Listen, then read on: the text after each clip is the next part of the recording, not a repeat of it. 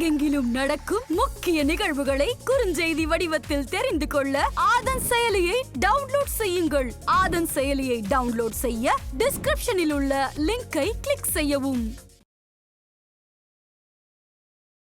பொதுவாக சர்பதோஷம்னா என்ன சார்? தோஷமா அப்படின்னு கேட்டிங்கன்னா அது வந்து தோஷம்னு சொல்லிட முடியாது. அட் த சேம் டைம் வந்து பார்த்திங்கன்னா இந்த ராகுவை நோக்கி போகுதா கேதுவை நோக்கி போகுதா அப்படிங்கிற பொறுத்து தான் வந்து அது தோஷமாக இல்லை யோகமாக கன்வெர்ட் ஆகிறதுக்கு இருக்குது.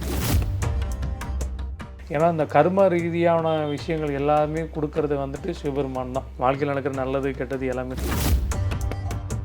பெரும்பாலும் திருமண தடைக்கு வந்து இந்த சர்பதோஷம் வந்து முக்கிய காரணமாக வந்து நிறைய பேர் நினச்சிட்டு இருக்காங்க இல்லையா? அது உண்மைதானே? அந்த ராகு வந்து சுக்கிரன் வீட்டில் இருக்கும் போதும் சரி, கேது வந்து சுக்கிரன் வீட்டில் இருக்கிறப்பவும் சரி, யார் கூட இணைகிறாங்க, யார் பார்க்குறாங்க பொறுத்தும் வந்துட்டு கொஞ்சம் இதை டீவியேட் ஆகிட்டே போகும். அதனால் சர்பதோஷம் வந்துட்டு நம்ம மனித உடலில் வந்துட்டு தலை அமைப்பு வந்து பார்த்திங்கன்னா இந்த எல்லாமே ராகு வந்து தான் ஃபுல்லாகவே இருக்குது. பாம்பு மாதிரி இந்த 7 சக்கரம் இருக்குது. அந்த 7 சக்கரத்தில் நல்ல விதத்தில் நம்ம இயங்கணுன்னா நம்ம வந்து துருவு நிலை, யோகி, சித்தர் இந்த ஒரு நிலைமைக்கு கொண்டு போகலாம். இது வந்து கேதுவோட ஆதிக்கம். சர்பதோஷத்துக்கு பொதுவான சிம்பிளான ஒரு பரிகாரம்னா, இப்போ சர்பதோஷத்துக்கு நல்ல ஒரு பரிகாரம் அப்படின்னு நீங்கள் கேட்டிங்கன்னா, ராகு உங்களுக்கு எந்த பொசிஷனில் நிற்கிறார், கேது உங்களுக்கு எந்த பொசிஷனில் நிற்கிறார், இவங்களை வச்சுட்டு அதுக்குண்டான. ஆதன் ஆன்மீகம் நேயர்களுக்கு வணக்கம். நான் உங்கள் விஜய் மோனிஷா. உங்கள் ஏரியாவில் நடக்கக்கூடிய செய்திகளை உடனுக்குடன் தெரிஞ்சுக்க கீழே இருக்க லிங்கை கிளிக் பண்ணி ஆதன் ஆப்பை டவுன்லோட் பண்ணிக்கோங்க. இன்னைக்கு நம்ம கூட இணைஞ்சிருக்கார் ஜோதிடர் கார்த்திக் பாபு சார் அவர்கள். வணக்கம் சார். வணக்கம் மேடம். எப்படி இருக்கீங்க? நல்லா இருக்குங்க. ஸோ இன்னைக்கு நம்ம பேச போகிற டாபிக் வந்து பார்த்தீங்கன்னா சர்பதோஷம் தான் சார்.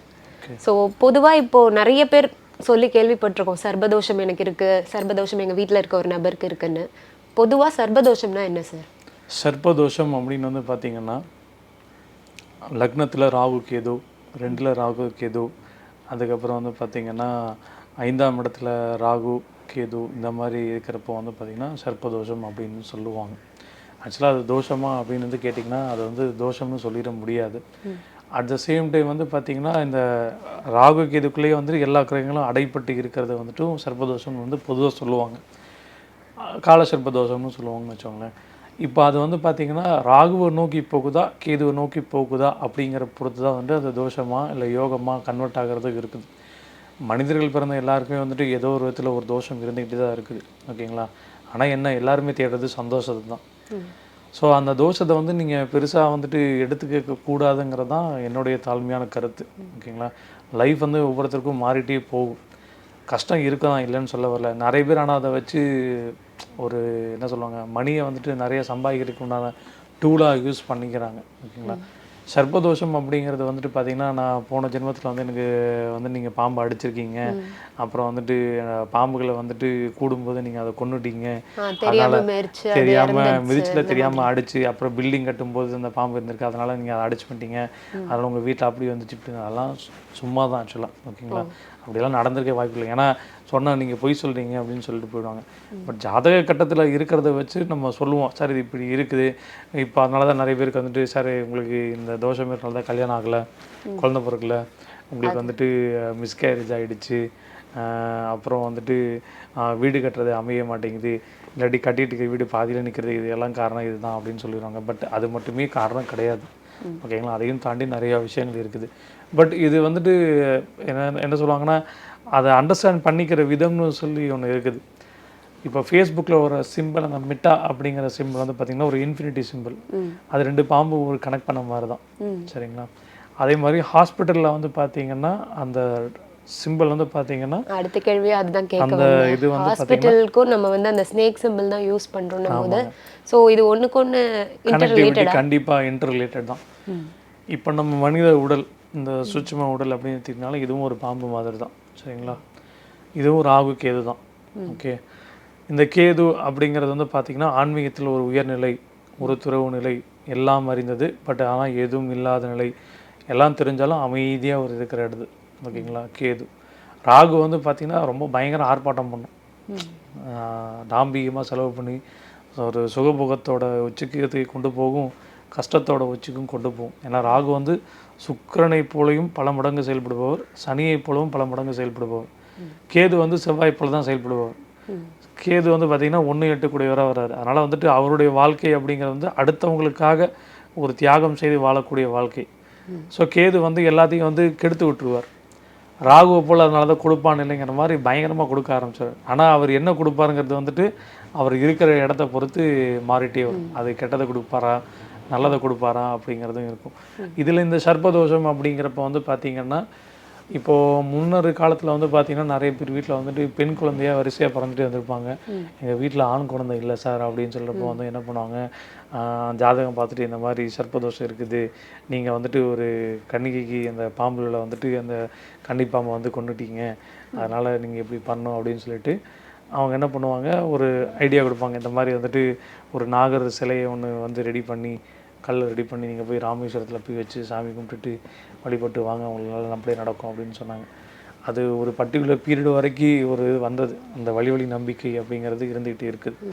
அது இன்றைக்கும் இருக்குது தான். பாம்புகள் வந்து பார்த்திங்கன்னா வனப்பகுதியில் வந்துட்டு நம்ம எல்லை விரிவாக்கம் பண்ண போய் இப்போ அதோட இடத்த நாம் ஆக்கிரமிப்பு பண்ணும்போது அது ஆட்டோமேட்டிக்காக வரதான் செய்யும். இப்போ போத வரைக்கும் இந்த வெயில் காலத்துலேயும் சரி பார்த்திங்கன்னா தண்ணியெல்லாம் பஞ்சமாகி அது ஒரு மாதிரி டிஃப்ரெண்ட்டாக போய் அது சூடு தாங்க முடியாமல் வீட்டை தேடி அடைக்கலம் தேடி ஜில்லுன்னு இருக்கிற ஏரியாவில் வந்துட்டு உட்காந்துடும்.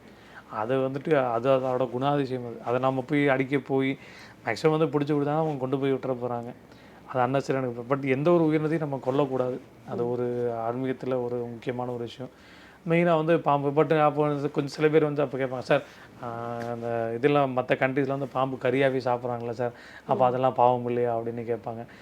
ஒவ்வொரு ஊருக்கும் ஒவ்வொரு குணாதிசயம் இருக்கும். இப்போ நம்ம ஊரில் வந்து பார்த்திங்கன்னா வராக பெருமாளை நம்ம கும்பிட்றோம். அட் த சேம் டைம் வந்து பார்த்திங்கன்னா ஒரு சில மக்கள் வந்து பார்த்திங்கன்னா அந்த பன்றியின் மாமிசம் அப்படிங்கிறதும் வாங்கி சாப்பிட்றாங்க. ஸோ உணவு முறைக்கும் நீங்கள் கும்புற கடவுளுக்கும் எந்த விதத்திலும் பெரிதாக சம்பந்தம் கிடையாது. ஓகேங்களா? இது ஒரு முக்கியமான ஒரு விஷயம். ஏன்னா ஒரு சிலருக்கு நம்ம சரின்னு சொல்கிறோம், இன்னொருத்தருக்கு தப்பாக படலாம். இன்னொருத்தர் அதுவே வந்துட்டு கோயிலுக்கு வந்துட்டு வழிபாடு பண்ணி படைகள் போட்டு சாமி கும்பிட்ற மாதிரி இருப்பாங்க. ஸோ அதனால் சர்ப்பதோஷம் அப்படிங்கிறது வந்துட்டு நம்ம பெருசாக எடுத்துக்க கூடாது. பட் அது உங்கள் ஜாதக கட்டத்தில் இருக்கிறப்போ வந்துட்டு வழிபாடு அப்படிங்கிறப்ப வந்துட்டு அதுக்குண்டான சில கோயில்கள் இருக்குது. இப்போ காளஹஸ்தி கோயில் வந்து பார்த்திங்கன்னா ராகுகேது பரிகார ஸ்தலம்னு நம்ம சொல்கிறோம். அதே மாதிரி தமிழ்நாட்டில் வந்து பார்த்திங்கன்னா திருப்பாம்புரம் அப்படின்னு சொல்கிறோம்.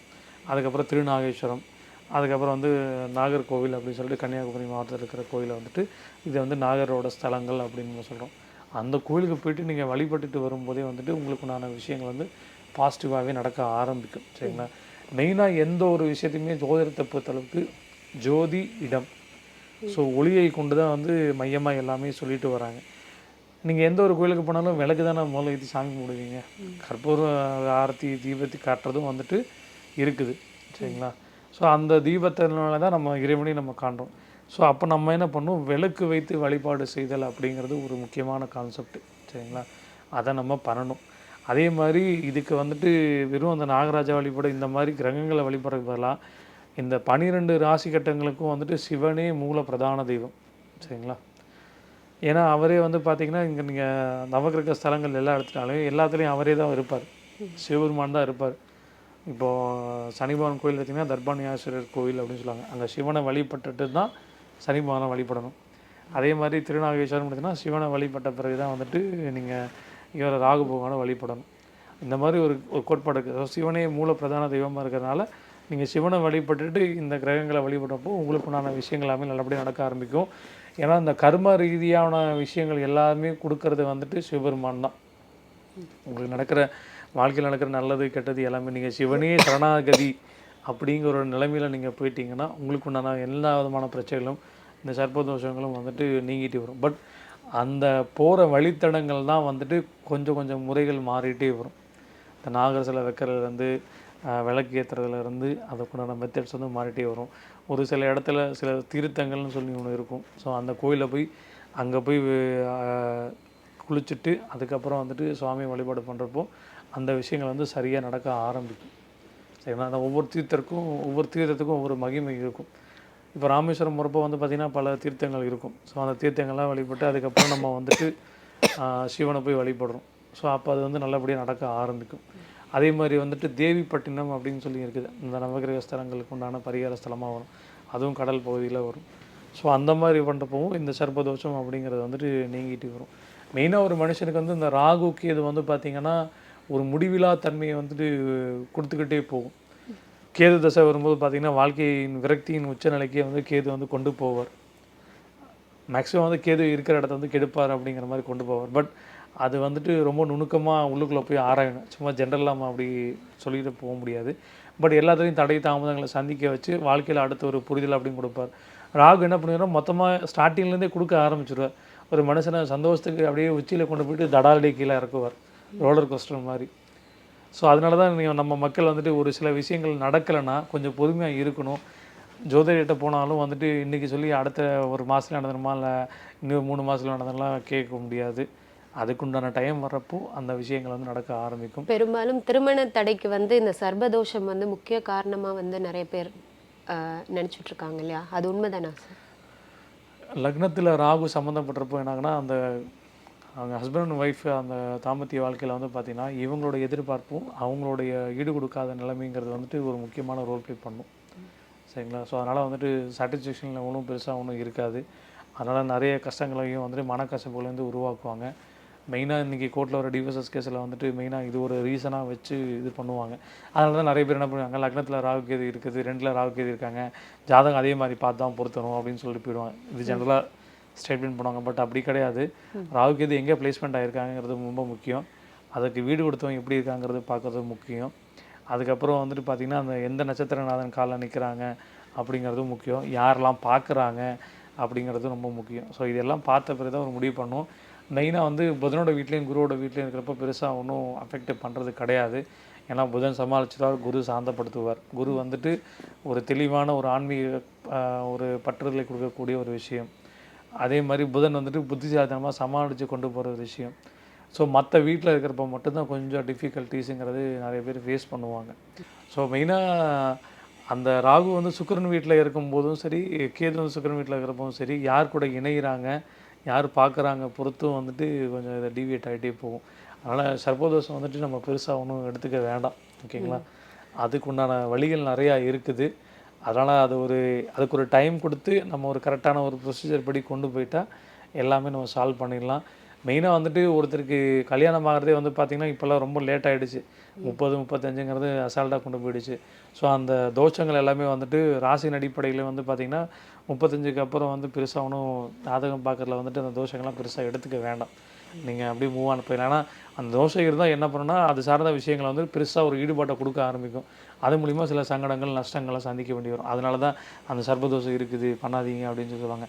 முன்னே வந்து 25 வயசில் எல்லாரும் கல்யாணம் பண்ணாங்க. இப்போ அது வாய்ப்பு இல்லை. எல்லாமே 30 தாண்டி ஓடிட்டுருக்குது. அதனால் அதை நீங்கள் ஒமிட் பண்ணிக்கிறது நல்லது. அதே மாதிரி இப்போ வந்து பெரும்பாலான மக்கள் என்ன பண்ணுறாங்கன்னா, இந்த ஆலமரம் இருக்கு இல்லையா கோவில் கீழே, அங்கே இருக்க அந்த நாகப்பாம்பு சிலைக்கு வந்துட்டு முட்டையும் பாலும் மஞ்சள் இதெல்லாம் போட்டு வழிபட்டால் நமக்கு வந்து அந்த சர்ப்பதோஷம் நீங்கும் அப்படின்ற ஒரு ஐதீகம் அவங்களுக்குள்ள இருக்கு இல்லையா? ஸோ இந்த விஷயத்தை நீங்கள் எப்படி பார்க்குறீங்க? இது உண்மையிலே இந்த மாதிரி பரிகாரங்கள் நம்ம பண்ணுறதுனால அது நமக்கு எஃபெக்டிவாக இருக்குமா? ஆக்சுவலாக முட்டை வந்துட்டு வைக்கிறது வந்து பாம்பு முட்டை சாப்பிடுங்கிறது வந்துட்டு கிடையாது. ஸோ அது ஒரு பொய். ஸோ அதை விட்டுடுங்க. நார்மலாக வந்து கோயில் சிலைகளுக்கு வந்து பார்த்திங்கன்னா நம்ம மஞ்சள் அபிஷேகம் பண்ணி நம்ம மங்களகரமாக இருக்கணும், பொட்டு வச்சு கும்பிடணுங்கிறது ஒரு நம்பிக்கை. ரைட்டு. அந்த பால் வந்துட்டு அபிஷேகம் பண்ணுறது வந்துட்டு ஓகே தான். பட் அது ஒரு லிமிட்டடில் வச்சுக்கணும். நீங்கள் 1 லிட்டர் பாலை கொண்டு போய் நீங்கள் அபிஷேகம் பண்ணுறதுக்கு பதிலாக அந்த 1/2 லிட்டர் பாலை அபிஷேகம் பண்ணிக்கிட்டு மீதி 1/2 லிட்டர் பால் வந்துட்டு ஒரு ஏழை குழந்தைகளுக்கு வந்து கொடுக்கறது ரொம்ப நல்லது. சரிங்களா? நம்ம உடம்பே ராகு கேதுக்களாக தான் ஆளப்பட்டிருக்குது. சரிங்களா? விவேக்கோட ஒரு படத்தில் காமெடியாக சொல்லுவார், ஏன்டா நான் உன்னை யோகா பண்ணி நான் உன்னை நல்ல ஒரு நிலைமை இருக்க சொன்னால் நீ அந்த பொண்ணை பார்த்துட்டு நீ கீழே இறக்கிட்டுருக்கியாடா அப்படின்னு சொல்லுவாங்க. ஆக்சுவலாக வந்துட்டு இந்த மனித உடலில் வந்துட்டு தலை அமைப்பு வந்து பார்த்திங்கன்னா இந்த எல்லாமே ராகு வந்து தான் ஃபுல்லாகவே இருக்குது. பாம்பு மாதிரி இந்த 7 சக்கரம் இருக்குது. சரிங்களா? அந்த 7 சக்கரத்தில் நல்ல விதத்தில் நம்ம இயங்கணுன்னா நம்ம வந்து துருவநிலை, யோகி, சித்தர் இந்த ஒரு நிலைமைக்குள்ளே கொண்டு போகலாம். இது வந்து கேதுவோட ஆதிக்கம். இல்லை நான் லௌகீக வாழ்க்கைக்குள்ளே இணைந்துட்டு நான் கல்யாணம் குழந்தை அப்படிங்கிற இதுக்குள்ளேயே போனோன்னா அந்த கஷ்டங்கிறது என்றைக்குமே இருந்துக்கிட்டே இருக்கும். ராகு வந்து பேராசை பிடித்து உங்களை தூண்டி விட்டுகிட்டே இருப்பார். அப்போ என்ன பண்ணுவாங்க, காதல், காமம், வாழ்க்கை, கல்யாணம், குழந்தை அப்படியே ரொட்டேஷன் அப்படிங்கிறது ஓடிட்டே இருக்கு. இன்றைக்கி உலகத்தையே பெரும் பங்கு உருவாக்கக்கூடியதே இந்த ராகு தான். நம்ம ஆதாம் ஏவாள் காலத்தில் வந்துட்டு 2 பேர் இருந்தாங்க. இன்றைக்கி வந்து பார்த்திங்கன்னா ஜனத்தொகை வந்து 750 கோடி 800 கோடி தாண்டி ஓடிட்டுருக்குது. அப்படியே உருவாகி ஓடிட்டுருக்குது. இதுக்கு மெயினாக அந்த ராகுக்கு தான் காரணம். இப்போ இது வந்து சர்ப்பதோஷம்னு நீங்கள் சொல்லுவீங்களா? ஆக்சுவலாக உண்மையிலே பெருக்கினது தான் சர்ப்பதோஷம். கல்யாணம் ஆகினதில்லை சர்ப்பதோஷம்னு நம்ம சொல்லிட முடியாது. ஸோ வாழ்க்கையில் வந்து நம்ம கல்யாணம் பண்ணலாம், குழந்தை இருக்கிறது எல்லாமே கரெக்டு தான். பட் அதிகம் தாண்டி நம்ம சமூகத்துக்கு நல்லது செய்யக்கூடிய விஷயங்கள் வந்து நிறையா இருக்குது. ஸோ அதையும் நம்ம வந்துட்டு கன்சிடர் பண்ணிக்கணும். நிறைய மூட நம்பிக்கைகள் இங்கே நிறைய சுற்றிட்டு இருக்குது. ஸோ அதையும் நம்ம வந்துட்டு இனம் கண்டுகொள்ளணும். எல்லாத்தையும் வந்துட்டு எல்லாம் சொல்கிறாங்க இந்த மாதிரிலாம் கேட்கக்கூடாது. எதுக்கு சொல்கிறாங்க, ஏன் சொல்கிறாங்க அப்படிங்கிறது கொஞ்சம் அறிவியல் பூர்வமாகவும் யோசிக்கணும், கொஞ்சம் வந்து பகுத்தறிவோடும் யோசிக்கணும். அப்படி யோசிக்கும்போது கடவுளும் ஒரு நிலை அப்படிங்கிறது புரிய ஆரம்பிக்கும். எதுக்காக சொன்னாங்கங்கிறதும் வந்து புரிய ஆரம்பிக்கும். சரிங்களா? அப்போது நமக்கு ஒரு இந்த சனாதன தர்மத்தினுடைய சில முக்கியமான விஷயங்களும் இந்த ஜோதிட சாஸ்திரமும் வந்துட்டு எல்லாருக்கும் ஒரு நல்ல ஒரு அண்டர்ஸ்டாண்டிங்கில் வரும். ஏன்னா இன்றைக்கி தப்பாக அண்டர்ஸ்டாண்டிங் பண்ணனால தான் பல பிரச்சனைகள் வந்து ஓடிட்டுருக்குது. இதில் சர்ப்பதோஷமும் ஒன்று தான். சரிங்களா? அப்போ இறுதியாக வந்து இந்த ஸ்பெசிஃபிக்காக இந்த ராசிக்காரர்களுக்குன்னு மட்டும் இல்லாமல் சர்ப்பதோஷத்துக்கு பொதுவான சிம்பிளான ஒரு பரிகாரம்னா எது சொல்லுவீங்க? இல்லை, அப்படி நம்ம பொதுவாகலாம் சொல்லிட முடியாது. ஏன்னா ஒவ்வொரு ஜாதகத்துக்கும் ஒவ்வொரு மாதிரி அமைப்பு இருக்கும். சரிங்களா? அதை தாண்டி தான் நம்ம எல்லாமே செக் பண்ணி தான் சொல்லணும். ஸோ நம்ம எவ்வளோ செலவு பண்ணுறோம். ஸோ ஒரு ஜோதிடருக்காக கொஞ்சம் காசு செலவு பண்ணுங்களேன், ஒன்றும் தப்பு இல்லையே. ஏன்னா அவருக்கும் அது ஒரு வாழ்வாதாரம் தானே. ஸோ அவருக்கு ஒரு ஆப்பர்ச்சுனிட்டி கொடுத்து அவங்க என்ன சொல்கிறாங்கன்னு கேளுங்க. மேக்ஸிமம் என்ன கேட்குறது தெரிஞ்ச அளவுக்கு இந்த பரிகாரத்துக்காக நிறைய அமௌண்ட்டு செலவு பண்ணாதீங்கன்னா நான் சொல்லுவேன் சிம்பிளாக. இப்போ ஒரு சில இடத்துல வந்து பார்த்திங்கன்னா ஒரு பார்க்குறது பார்த்திங்கன்னா ஜடாமுடி கெட்டப்லாம் வச்சு ரொம்ப பயங்கரமாக பில்டப்லாம் பண்ணுவாங்க. கடைசியில் வந்து பார்த்திங்கன்னா 1 லட்ச ரூபா கொடு, 2 லட்ச ரூபா கொடு, நான் உனக்கு இந்த தோஷத்தை போக்குறேன் அப்படின்னு சொல்லுவார். கிரகங்களோ கடவுளோ வந்துட்டு பணத்தை கேட்கல. நம்பர் 1. ஓகேங்களா? நீங்கள் வந்துட்டு அடுத்தவங்களுக்கு என்ன உதவி செய்ய போகிறீங்களோ பொறுத்து தான் உங்களோட லைஃப் ஸ்டைல் மாறப்போகுது. இப்போ சர்ப்பதோஷத்துக்கு நல்ல ஒரு பரிகாரம் அப்படின்னு நீங்கள் கேட்டிங்கன்னா, ராகு உங்களுக்கு எந்த பொசிஷனில் நிற்கிறாரு, கேது உங்களுக்கு எந்த பொசிஷனில் நிற்கிறாரு, இவங்களை வச்சுட்டு அதுக்குண்டான தான தர்மங்கள் நீங்கள் பண்ணும்போது உங்களுக்கு உண்டான பரிகாரங்கள் வந்து ஒர்க் அவுட் ஆக ஆரம்பிக்கும். சரிங்களா? இப்போ நம்ம ஒவ்வொரு ராசிகளுக்கும் நம்ம குணங்களுக்கும் போன டாப்பிக்கில் நம்ம பேசியிருந்தோம். சரிங்களா? அந்த டாப்பிக்கே அதுவே ராகு கேது உட்காந்துருக்கிறப்போ, ராகு அங்கே இருந்தாருன்னா அந்த சார்ந்த விஷயங்கள் நிறைய நம்ம பண்ணணும். கேது சார்ந்த விஷயங்கள்லாம் அந்த விஷயத்துக்கு நம்ம ஆசைப்படாமல் இருக்கணும். அதான் ஆசைப்படணும், ஒரு அளவோடு நிப்பாட்டிக்கணும். ரொம்ப ஆசைப்பட்டோன்னா அது கிடைக்காது. அப்புறம் அதில் போய் பைத்தியம் ஆகிடும். சில பேர் வந்து பார்த்திங்கன்னா ஆன்லைன் கேம் விளாடுவாங்க, நிறைய பணம் சம்பாதிக்கணும் அப்படின்னு போட்டு நிறையா இழந்துருவாங்க. கடைசியில் சூசைடு. இது ராகு கேது தான். இதுதான் உண்மையிலே சர்ப்பதோஷமே. ராகு வந்து இப்போ ஒருத்தருக்கு வந்து 8ஆம் வீட்டில் உட்காந்துருக்காங்க, கேது 2ஆம் வீட்டில் உட்காந்துருக்காங்க. ஒருத்தருக்கு ராகு தசை வருது. சூதாட்டம், கேம்லிங்லேருந்து வரக்கூடிய பணங்கள் எல்லாமே வந்து குறிக்கக்கூடியது எல்லாமே ராகு தான். இப்போ அந்த இடத்துல வந்துட்டு இயற்கை சுபகிரகங்கள் பார்வை எதுவும் இல்லை. பட் ஆனால் வந்துட்டு பாவகிரகங்களோட சேர்க்கை இந்த மாதிரிலாம் இருந்துச்சுங்க. சனி கூட சேர்ந்துட்டாரு, இல்லாட்டி அந்த லக்னத்துக்கு அவயோகரான புதன் ஏதோ சேர்ந்துட்டாரு, சுக்கிரனும் கூட வந்து உட்காந்துட்டாருன்னா அப்போ அது சார்ந்த விஷயங்கள் நிறைய ஆசைப்பட வச்சு பணத்தை இழக வச்சு கடைசியில் கேதுவும் வந்துட்டு எல்லாம் போனதுக்கப்புறம் அவ்வளோதான், எதுவுமே இல்லை, நம்ம செத்து போயிடலான்ட்டு சூசைட் பண்ணி சாகிறது. இந்த மாதிரிலாம் கொடுப்பாங்க. இதுதான் ரியல் சர்ப்பதோஷம். கல்யாணத்துக்கு உண்டானது மட்டும் கிடையாது, இந்த மாதிரியும் போய் விழுவாங்க. ஸோ இதுதான் நம்ம ரொம்ப கவனிக்கணும். ஏன்னா இன்றைக்கி நிறைய பேர் வீட்டில் வந்துட்டு ஃபோன் தானே பையன் நோண்டா ஏதோ ஒன்று பண்ணிட்டு போகணும்னு சொல்லிவிட்டு நம்ம கேர்லெஸ்ஸாக இருக்கக்கூடிய விஷயங்கள் தான் இந்த மாதிரி விஷயங்கள். இது ஒரு சின்ன உதாரணம் தான். ஈவன் நான் ஷேர் மார்க்கெட்டில் ட்ரேடிங் பண்ணி உயிர் இழந்தவங்களும் நிறைய பேர் இருப்பாங்க. இன்வெஸ்ட்மெண்ட் பார்ட்டில் வந்துட்டு பணம் இருக்கிற இடத்துல ராகு விளையாடும். அது கள்ள நோட்டாகவும் இருக்கலாம், இந்த மாதிரி கேம்லிங்காகவும் இருக்கலாம். சில பேர் புதையில யோகத்தை தேடி போகணும்னு சொல்லிட்டு உசுர இழந்தவங்களாம் இருப்பாங்க. ஸோ இது எல்லாமே இந்த ராகு வந்துட்டு இருக்கக்கூடிய சர்ப்பதோஷங்கிறது வந்துட்டு ஒரு கல்யாணம், கருவுறுதல், அப்புறம் கணவன் மனைவி பிரச்சனை மட்டும் கிடையாது, இந்த மாதிரி பிரச்சனைகளும் அடங்கும். ஸோ இவ்வளோ நாள் வந்து சர்ப்பதோஷம்ன்றது வந்து பூர்வ ஜென்மத்தில் நம்ம பண்ண பாவம் தான், அந்த பாம்புக்கு நாகங்களுக்குன்ற ஒரு இது இருந்தது. பட் அதுக்கான ஸோ அந்த மெத்தை மாற்றி இப்படி ஒரு கிளாரிட்டி கொடுத்ததுக்கு ரொம்ப நன்றி சார். ஸோ நாங்கள் கேட்ட கேள்வி எல்லாத்துக்குமே வந்து ரொம்ப சுவாரஸ்யமானவும் சிறப்பான பதில் கொடுத்தீங்க. ரொம்ப நன்றி சார். நன்றி.